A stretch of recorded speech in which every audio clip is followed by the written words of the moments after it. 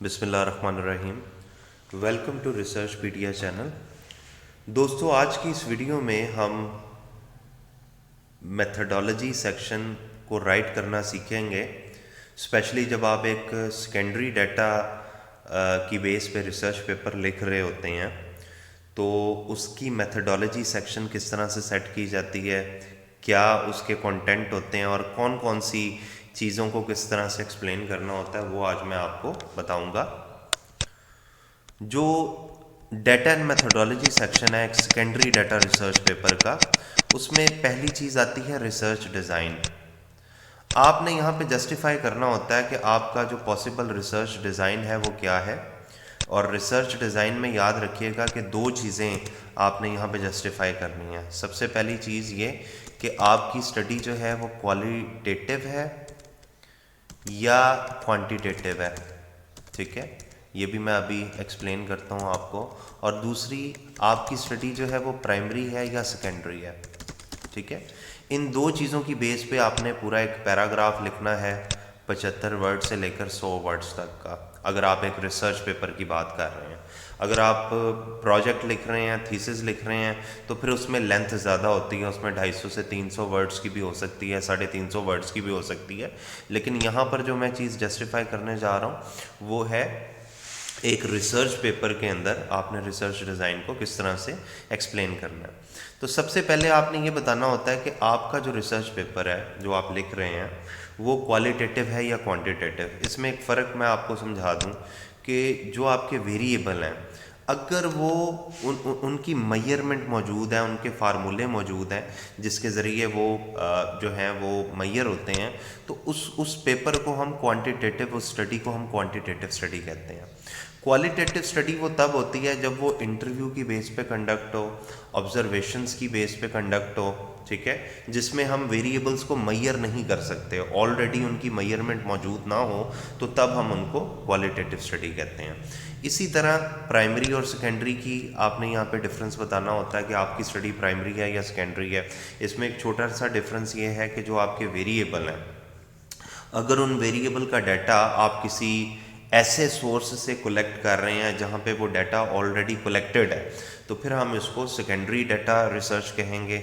लेकिन अगर इसकी डाटा कलेक्शन आप खुद कर रहे हैं, ठीक है, तो इसको हम प्राइमरी डाटा कलेक्शन कहते हैं। फॉर एग्जांपल, अगर आप डाटा जो है वो क्वेश्चनर के ज़रिए कलेक्ट कर रहे हैं, सर्वे के ज़रिए कलेक्ट कर रहे हैं, इंटरव्यू के ज़रिए या डायरेक्ट ऑब्जर्वेशन के ज़रिए, तो वो सारे का सारा प्राइमरी डाटा कहलाएगा। सेकेंडरी डाटा वो तब होगा जब आप ऑलरेडी कलेक्टेड डाटा यूज़ कर रहे हैं, जैसे कि मुख्तलिफ़ कंपनीज़ की फाइनेंशियल स्टेटमेंट से लिया गया डाटा, वो सेकेंडरी होता है। WDI वगैरह से लिया गया डाटा सेकेंडरी होता है। ठीक है, किसी भी ऐसे सोर्स से लिया गया डाटा जिसने खुद डाटा कलेक्शन की हो, उस सोर्स से लिया गया डाटा सेकेंडरी होता है। तो ये दो चीज़ें आपने यहाँ पर जस्टिफाई करनी है। तो मैंने अपनी स्टडी को जस्टिफाई किया हुआ है। The study requires to estimate the impact of employ productivity, organisational productivity, ownership type, dividend policy. Additionally the study also requires to estimate the moderating role of these variable. अच्छा जी, इसमें मैंने पहले तो अपना पर्पस बताया है, ठीक है, इंट्रोडक्टरी पैरे के तौर पर। उसके बाद मैंने बताया है जी, all these variable of the study are financial variable which are measured from the financial statement of non financial companies, therefore the present research is quantitative in nature. ये बेसिकली मेरी पहली चीज़ जस्टिफाई हो गई। ठीक है, कि क्योंकि मेरे तमाम वेरिएबल जो हैं वो सारे के सारे मेजरेबल हैं, और इन तमाम वेरिएबल्स की मेजरमेंट के लिए जो डाटा कलेक्शन हुआ है वो नॉन फाइनेंशियल कंपनी से हुआ है, इसलिए ये क्वांटिटेटिव स्टडी है।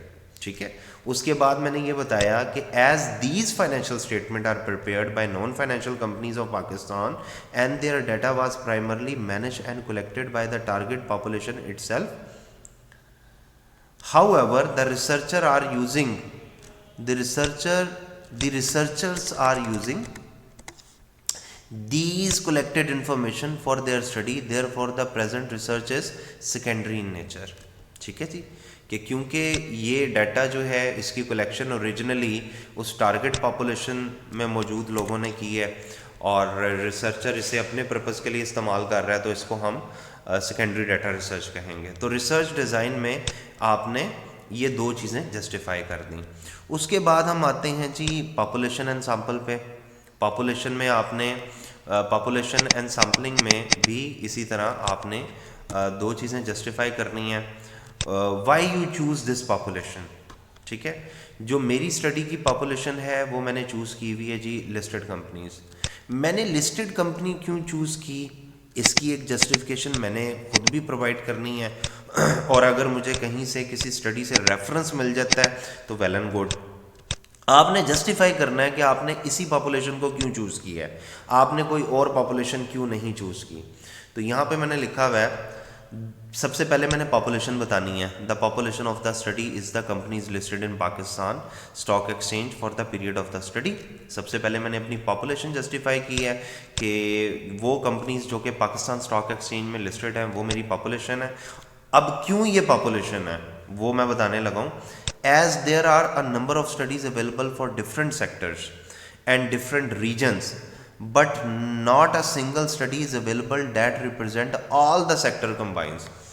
जितनी भी मैंने अभी तक स्टडीज देखी वो डिफरेंट सेक्टर्स पर फोकस कर रही हैं, ठीक है। फॉर एग्जांपल मैं आपको रेफरेंस लिस्ट में दिखाता हूँ, ठीक है।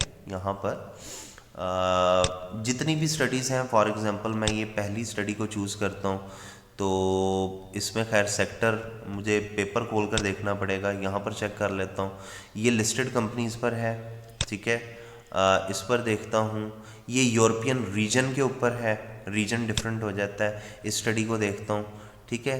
तो इसमें भी सेक्टर पेपर के अंदर से पता चलेगा। इसको ओपन करके देखता हूँ, ये यूएस फर्म्स का है, ठीक है। तो बहुत सारी स्टडीज़ जो है वो डिफरेंट सेक्टर्स और डिफरेंट रीजन्स की हैं, ठीक है। और इनमें से कोई भी सिंगल स्टडी नहीं है जो कि तमाम सेक्टर्स को रिप्रेजेंट करें combinedly. Therefore the present research therefore यहाँ पे मैं इसको ठीक कर देता हूँ। Therefore the present research aim to investigate the listed companies of Pakistan representing all sectors with huge population of the study.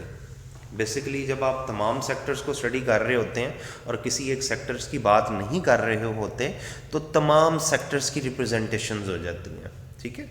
जैसे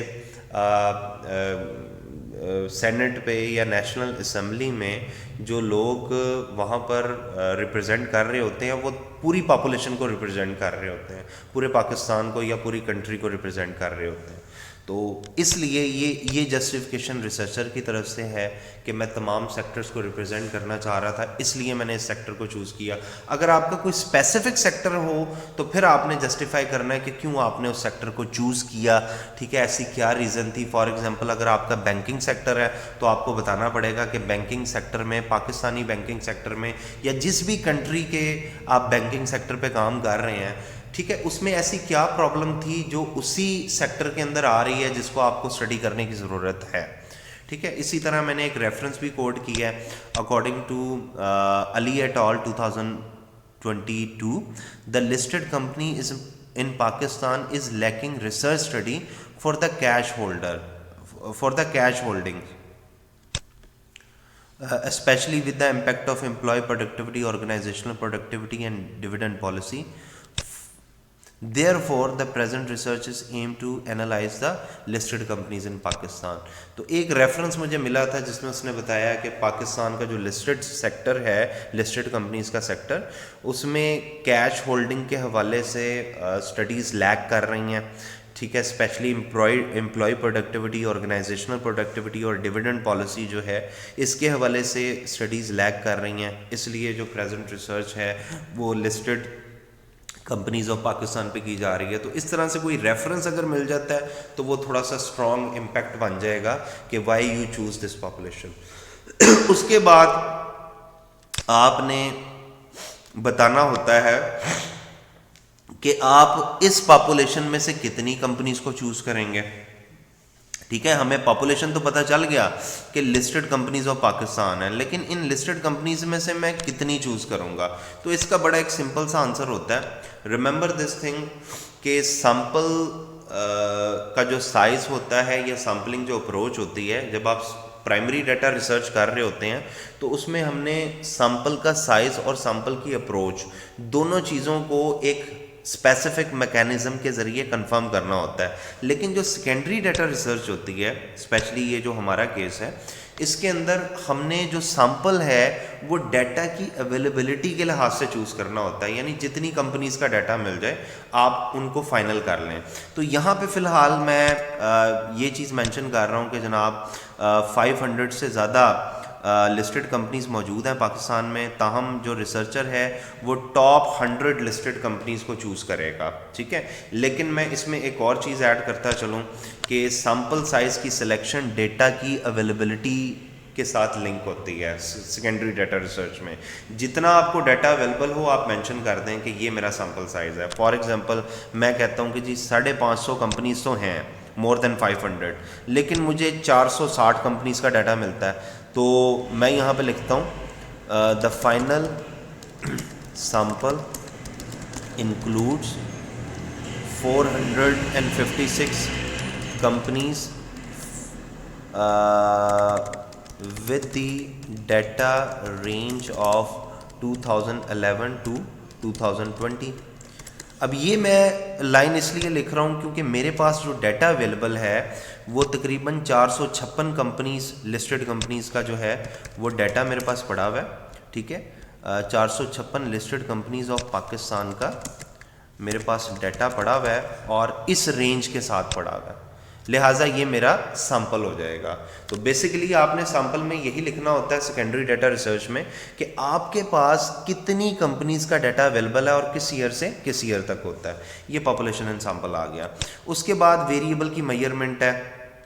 ये टेबल क्योंकि हमने स्टार्ट में बना लिया था, आप इस टेबल को एज इट इज़ यहाँ पर लिखें, इस पे टेबल का नाम लिख दें और थोड़ा सा आपने यहाँ पर एक पैराग्राफ ऐड करना है इन वेरिएबल्स का इंट्रो देने के लिए, लाइक द डिपेंडेंट वेरिएबल या आउटकम वेरिएबल या explained variable of the study is cash holding. जो कैश होल्डिंग है वो मेरा डिपेंडेंट वेरिएबल है, ठीक है। While the independent variables are employ productivity, organisational productivity, ownership type and dividend policy. आपने अपने अपने इंडिपेंडेंट वेरिएबल बता देने हैं। उसके बाद आपका कोई मॉडरेटिंग या मीडिएटिंग वेरिएबल है तो वो बता दें। इसके अलावा आपके जो कंट्रोल वेरिएबल हैं वो बता दें, लेकिन आपने उनकी मेजरमेंट इधर नहीं बतानी इस पैरे में, ठीक है। आपने मेजरमेंट इस टेबल के अंदर बतानी है और एक लाइन ऊपर लिख देनी है table 1.1 provides the measurement of these variable of the study, ठीक है। तो इन तमाम वेरिएबल का इंट्रो बता दिया कि हमारा डिपेंडेंट कौन सा है, इंडिपेंडेंट कौन सा है और हम इन वेरिएबल को मेजर कैसे कर रहे हैं, ठीक है, किस टेबल में कर रहे हैं, तो ये आपने यहाँ पर बता दिया। उसके बाद है जी मॉडल बनाना। आप जितने भी आपके डिपेंडेंट और इंडिपेंडेंट वेरिएबल हैं उनकी बेस पे एक इकोनॉमिक आप जो है वो बनाओगे फंक्शन की फॉर्म में। आप अपने डिपेंडेंट वेरिएबल को लेफ़्ट साइड पे लिखें और अपने इंडिपेंडेंट को ब्रैकेट के अंदर राइट साइड पर लिख दें, ठीक है, जिसमें आपके तमाम इंडिपेंडेंट वेरिएबल और मॉडरेटिंग या मीडिएटिंग वेरिएबल होने चाहिए। और कंट्रोल्स का नाम लिखने की ज़रूरत नहीं है, जस्ट आप कंट्रोल्स लिख दें, क्योंकि कंट्रोल वेरिएबल काफ़ी सारे हो जाते हैं तो उनको बाय नेम लिखने की ज़रूरत नहीं है, ठीक है। और यहाँ पे एक एफ़ जो है वो अटैलिक शेप में डाल दें तो ये फंक्शन बन जाएगा। इसको हम कहते हैं economic model. This model is called economic model. Economic model के बाद आपने इकोनोमेट्रिक मॉडल बनाना होता है अपने इन्हीं वेरिएबल्स की बेस पे। तो एक मैं मॉडल बनाऊंगा जिसमें मैं अपने तमाम इंडिपेंडेंट वेरिएबल्स को शॉर्ट फॉर्म में इंक्लूडिंग कंट्रोल वेरिएबल को शॉर्ट फॉर्म में लिखूंगा। ये जो बीटास वगैरह होते हैं इनको इंसर्ट करने के लिए इंसर्ट के आप बटन पर जाएं और यहाँ पर इक्वेशंस के बटन को प्रेस करें। जब आप इक्वेशन के बटन को प्रेस करेंगे तो यहाँ पे स्क्रिप्ट का बटन होता है, इसको आप दबाएं और ये सेकंड ऑप्शन को चूज़ कर लें। अब मैंने यहाँ पे बीटा फॉर एग्जांपल डालना है तो ये सिंबल के ऑप्शन में मुझे ये बीटा मिल जाएगा, ठीक है। और इसके साथ बीटा नॉट फॉर एग्जांपल मैं लगाता हूँ, ठीक है। फिर आगे मैंने बीटा 1 लिखना है तो मैं इसी को कॉपी करता हूँ और यहाँ पर लाता हूँ जी, ये इसको मैं बीटा 1 कर देता हूँ, ठीक है, ब्रैकेट लगा कर साथ में मैं वेरिएबल का नाम लिख देता हूँ ईपी। तो ये जितने भी आपको नीचे मॉडल में बीटाज नज़र आ रही हैं ये इसी तरह से शामिल किए गए हैं। और आखिर में ये एरर टर्म होती है जिसको एप्सिलॉन कहते हैं, जब आप बेसिकली इंसर्ट पर जाते हो, ठीक है, यहाँ पे मैं आपको दिखाता हूँ। आप इंसर्ट पर गए, इक्वेशंस पे गए, ये जो सिंबल्स वाला ऑप्शन होता है जहाँ से आपने बीटा सर्च किया है, यहीं पे एप्सिलॉन का ऑप्शन होता है, इसको आपने क्लिक करना होता है। ये एरर टर्म को शो करता है बेसिकली ना। तो एरर टर्म से मुराद वो फैक्टर्स हैं जिन्हें हम मॉडल में शामिल नहीं कर पाए। तो एक मॉडल आपने बनाना है जी विदाउट मॉडरेटिंग इम्पैक्ट, ठीक है, और एक आप बना लें मॉडरेटिंग इम्पैक्ट के साथ। मॉडरेटिंग इम्पैक्ट जो होता है वो तमाम इंडिपेंडेंट वेरिएबल के साथ मल्टीप्लाई होता है। मसलन मेरा पहला इंडिपेंडेंट ईपी है, ठीक है, और मेरा मॉडरेटिंग जो वेरिएबल है वो GQ है, तो मैं 1 बाय 1 सबके साथ इसको मल्टीप्लाई करूँगा। और ये जो मल्टीप्लाई का सिंबल है ये कीबोर्ड के ऊपर नहीं होता, ये भी आप इंसर्ट पे अगर आप जाएं, ठीक है, और ये इक्वेशन वाले बटन पे अगर आप जाएं, इक्वेशन वाले बटन पर, तो यहीं पर सिंबल्स के अंदर आपको मिल जाएगा। ये देखें जी, मल्टीप्लिकेशन, डिवीजन, तमाम किस्म के साइन, ठीक है। तो मल्टीप्लिकेशन का साइन आपने यहाँ से लेना है। तो ये इस तरह से 1 बाय 1 तमाम इंडिपेंडेंट वेरिएबल्स के साथ आप करते जाएं, अगर आपका मॉडरेटिंग मौजूद है। अगर आपका मॉडरेटिंग नहीं है तो आपका पहला मॉडल ही इनफ होगा। इसके अलावा जो मेथड ऑफ एस्टिमेशन होता है इसमें आपने मेंशन करना होता है कि आप जब एस्टिमेशंस टेक्निक अप्लाई कर रहे होंगे तो वो कौन कौन सी। सेकेंडरी डाटा रिसर्च में जो आपके डाटा सेट की शेप होती है उसी से डिसाइड होता है कि आप किस टेक्निक की तरफ जाएंगे। डाटा सेट की शेप जो होती हैं वो 3 तरह की होती हैं। इसमें क्रॉस सेक्शनल डाटा हो सकता है, इसमें टाइम सीरीज़ डाटा हो सकता है, इसमें पैनल हो सकता है, पैनल डाटा। तो इन सब की एस्टिमेशन मेथड मुख्तलिफ हैं। तो जब हम डाटा सेट बनाते हैं ना, तो डाटा सेट बनाने के बाद हम डिसाइड करते हैं कि हमने उस डाटा सेट की शेप के लिहाज से किस एस्टिमेशन मेथड को यहाँ पर मेंशन करना है, ठीक है। तो इन तीनों मेथड के हवाले से, इन तीनों शेप्स के हवाले से, इनके डाटा सेट की शेप के हवाले से मैंने कुछ वीडियोस अपलोड की थी अपने चैनल पे, वो आप ज़रूर देखिएगा। मैं यहाँ पर आपको शो करवा देता हूँ, जस्ट अ मिनट। उन वीडियोस को ज़रूर देखें क्योंकि उसके ज़रिए आपको जो है वो panel data, time series data और क्रॉस सेक्शनल डाटा का जो शेप है वो बनाने में आपको आसानी हो जाएगी। फॉर एग्ज़ाम्पल यहाँ पर मैं आपको दिखाता हूँ। यहाँ पर आप वीडियोस में चले जाएं और वीडियोस में डाटा की शेप के हवाले से कुछ होगा जी, जस्ट अ मिनट। ये सारी वीडियोस शो कर रहा है, थोड़ा सा हमें नीचे आना पड़ेगा क्योंकि ये काफ़ी पहले मैंने बनाई थी। ये हैं जी sources of secondary data collection, sources of secondary data, ठीक है। और ये सेकेंडरी डाटा के फॉर्मेट है, ये पार्ट 4 है, सेकेंडरी डाटा सेट फॉर्मेट। तो सेकेंडरी डाटा सेट के फॉर्मेट कितनी तरह के होते हैं ये देखें जी। Secondary data set format, secondary data set excel sheet. तो जिन लोगों को डाटा सेट नहीं बनाने आते हैं वो 1, 2, 3, 4 ये 4 वीडियो ज़रूर देखें।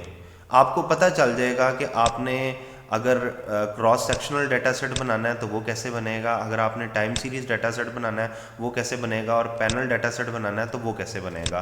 तो जो आपका डाटा सेट जब फाइनल होता है ना, तो उसके बाद हमने मेथड ऑफ एस्टिमेशन उसी डाटा के अकॉर्डिंगली मेंशन करने होते हैं। टाइम सीरीज़ की डाटा एस्टिमेशन टेक्निक मुख्तलिफ हैं, पैनल डाटा की डाटा एस्टिमेशन टेक्निक मुख्तलिफ हैं, क्रॉस सेक्शनल की मुख्तलिफ हैं। तो इसलिए फ़िलहाल मैं इसको ब्लैंक छोड़ता हूँ। जब हम डाटा एनालिसिस के लिए एक डाटा सेट बना लेंगे तो फिर हम इसको फिल करेंगे उसके अकॉर्डिंगली कि हम मेथड ऑफ एस्टिमेशन किन किन बेसिस पे कर रहे हैं। तो बेसिकली ये आपके डाटा सेट की बेस पे होता है।